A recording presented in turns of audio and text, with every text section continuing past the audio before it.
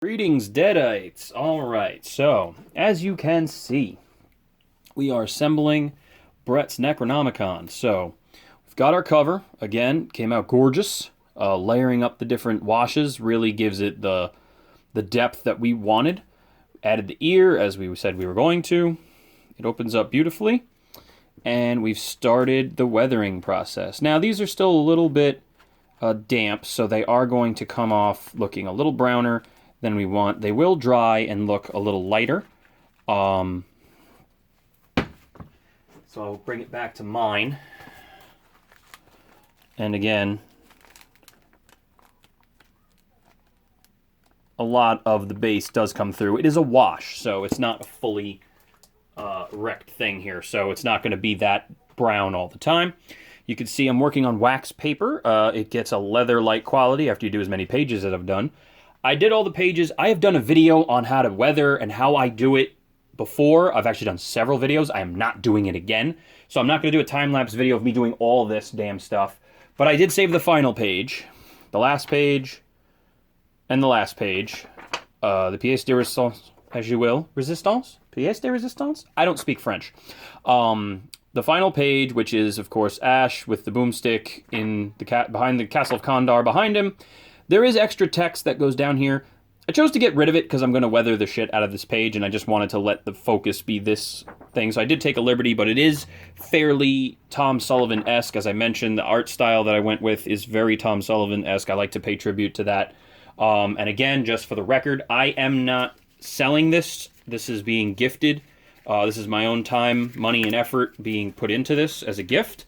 So I am not making a monetary gain on this, and that is out of respect for Tom Sullivan's copyrights. I recently got into an online argument with somebody who basically called me a pussy because I was like up Tom's ass or whatever. As an artist, it is not being up someone's ass to respect their wishes and respect their copyrights that they own when they make a living at this. So you should not be making a money value off of items that they don't get paid for. Tom's work is being used in the new Ash and Evil Ted 2-pack by NECA, but Tom was not compensated for that. He owns the visual images and the copyright to all the stylistic and creations that he did in Evil Dead 1 and 2. They cannot license those out without purchasing a license from him. So because they did that, he's probably going to pursue them legally, and I support that. So I am boycotting that figure. If you don't like that because you're selfish and you just want what you want, well then fuck you, and I don't care. But either way, I'm entitled to my opinion. So step one is crumple up your page. You'll notice that these were ink printed on parchment paper. Okay, so no watermark, but parchment paper has that aged look already. I will tell you up front, the first round of pages that I did were laser printed. I didn't feel like spending the money on laser print, so I just printed them ink. The ink has reacted a little bit with my weathering and darkened up more than my original version, so I will say this. If you want more red to show through, laser print your images. It's only like 59 cents a side. If you desperately want to print this at home, if I did this a second time, I would red it more and take out some of the darkness so that it would pop a little bit more and be almost more pink, so that when I put the brown on, it has a redder look to it. I will also say that the pages ended up being, after I did the cutting, I have my dimensions here. Let me pull them out. So after screwing around with this, it turns out this book was a standard size. So 8.5 by 5.5 is an 11 by 7 sheet of paper folded in half. So this could have been printed cheaper as a booklet if I wanted to laser print it. And then I would have folds. And I actually didn't want to do that. I wanted to stick with my old style binding. But I cut on the end that I'm going to bind, where you leave the extra, I only took off, I left an extra bit. So I took 1/4 inch, or 1 1/4 inch from this side, 1 1/4 inch from this side, 1 1/4 inch from this side, and 1.5 inches from the other side. So there's more space here, because when you bind this, you're going to lose about 1/4 inch with the adhesion and the bending of the page. So you don't want artwork all the way to the edge because you're not going to be able to see it, and then your images won't look centered. So you want to have a little bit more on the binded side than you do on the not binded side. So in the end, if you do want to print your own and you get a standard book size like Brett had, see what size the pages were before you gut the thing, because his were actually 5.5 or 5.5 by 8.5, which is a standard standard image folded in half. So I could have printed it cheaper than I did it, but I'm much happier making the personalized cuts. So you crumple, and now we have some character in the page. I like to avoid the middle getting a lot of creases and stuff because that has the picture of Ash, so we're doing this deliberately. I then take a little bit of black shoe polish, and I go over all the edges that are not being bound. It also helps you remember what the hell direction you're doing. You don't want to really get a lot on the page itself. You just want to get the edge of the page. It'll look nice. We are going to burn the edges of these after we bind it here and there, just to kind of create some more irregularity in the page size. We're going to Dremel off some page parts and give it some roughness, but that's after you bind it. But this you want to leave alone because this is what you're binding. So don't fuck with it. So now that we've done this, we're going to get out our trusty wood sheen. This is standard cheap crap. You can get this in Home Depot, Lowe's, or really Walmart, to be honest with you. And we're going to go around the image. A little bit here and there. And I've refined this technique a little bit more than the original videos I did. I found that you can streak in the beginning as long as you splotch at the end. So we take the sponge, which has already got a healthy dose of this crap on it, and it should. You should let it soak in over the course of doing this. And just get the page covered. So make sure that the outer edges are definitely covered.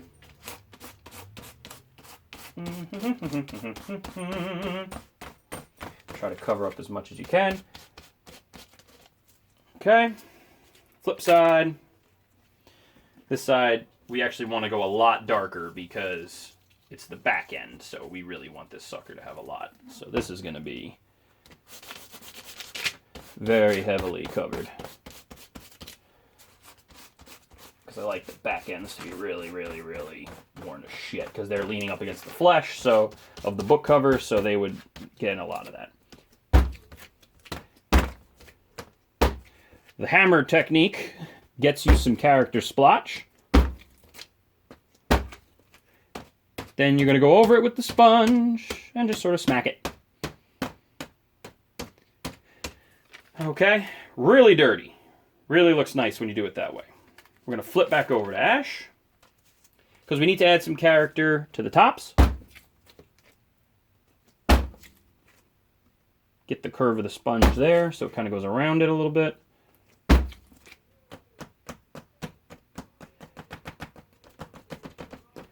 And you're sort of painting with your sponge, for lack of a better term. All right, that's good. Not good enough, because we need to add some depth. Take a natural coral sponge. You can get a synthetic coral sponge. I realize that now that all of Australia has pretty much died. They're a little harder to come by, so you can get the synthetic ones too. Just anything that's ripped to shit and has some character to it. I take my trusty black shoe polish. And we smack the crap out of this and get a lot of shoe polish on there. And then we're going to go in random spots and add a little bit of black character.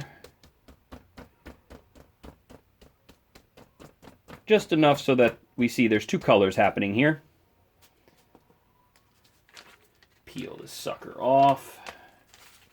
Go to the back side. And again, as your wax paper starts to become leather on you, you can switch over and get yourself a new sheet. So it's not as sticky. I kind of like it because it does pick up some of the wash and peel it off and create some new look to it. I like to do the black as close to the edges and the corners as possible with very little in the middle. Now that we've done that, we take out the brown shoe polish because, again, we want to create some character. So you notice I'm not really even barely touching this. I'm barely... swing it over. Barely touching it. It's just enough to look like dirt. On the edge. Go back to Ash. Ash gets a little different. I'm actually going to use this around the image of Ash to try to do a little bit more with it. Then I'm going to take the black, or I'm going to take a side that's not being used with the black on the sponge and kind of dab it in. So it just makes the image pop a little bit more.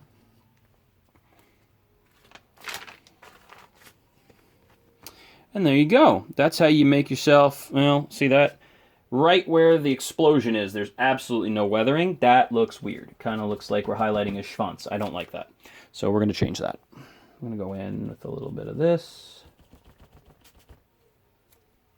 And then where's my rag? If you want to get rid of white rag.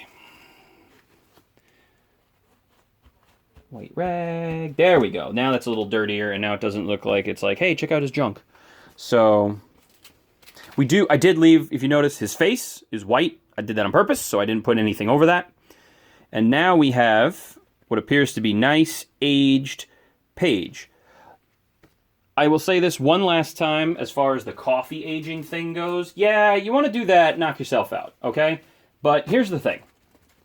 If you study the history of the written word, and you look into paper and things like that, you need to ask yourself, what era am I aging this from? Was there paper at the time? What period did this get written? Because some paper isn't really paper. Old tomes were written on animal skins, on hides.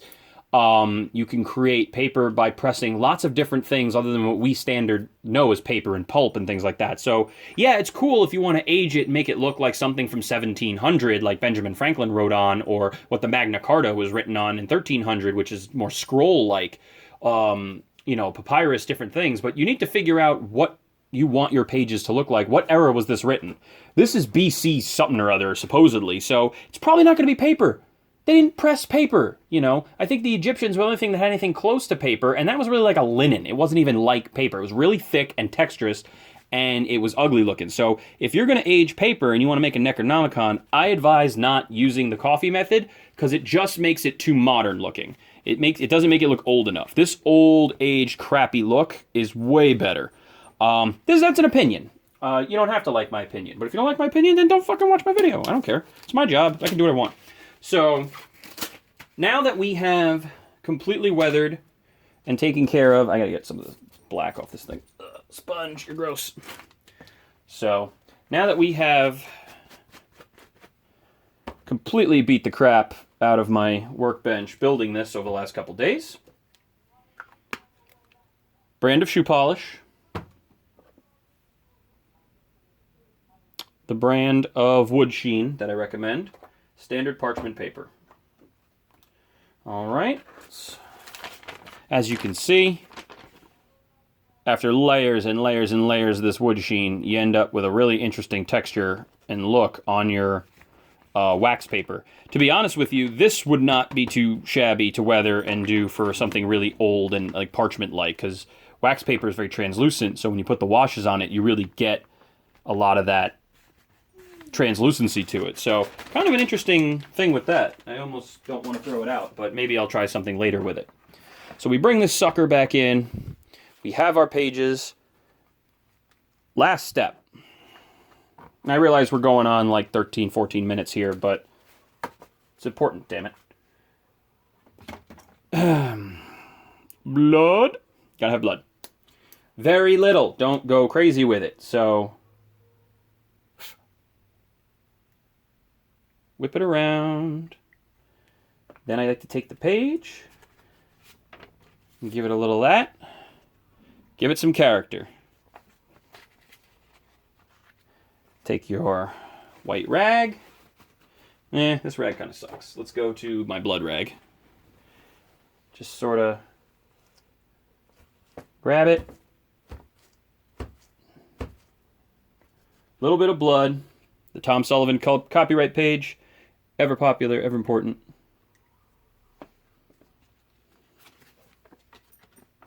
Again, give it a little whip. Give it a little dab. If you really want it to look blood-soaked, you don't have to dab it. You can just let it dry. That'll be really intense and time-consuming, so it's really kind of up to you. But that's going to be the last final steps of weathering these pages. Then I'm going to bind them, which I will show you, and then we're just going to take the lighter and burn off some of the corners and stuff, so it's a little less perfect. We're going to Dremel a little bit. I'm going to show you the binding technique, but as you can see, just even adding that little bit of blood does so much for the page. God, that looks wonderful. So this was built to be fairly close to the animatic in Evil Dead 2 and Army of Darkness. One more up here. So those are the kind of the page order we went with. I told you that we were going to put in some Ash vs. Evil Dead pages. In the end, there was a problem with the sizing, which I mentioned in a prior video. And so I decided not to do that. And I think Brett's going to be just happy with it anyway, because it's now very much an Evil Dead 2 book. So I think that's way better. So that's the process, and the last video will be the binding and setting it into the book. We are going to need some cloth for that, something very, very fibrous. So I will show you that. And thanks for joining.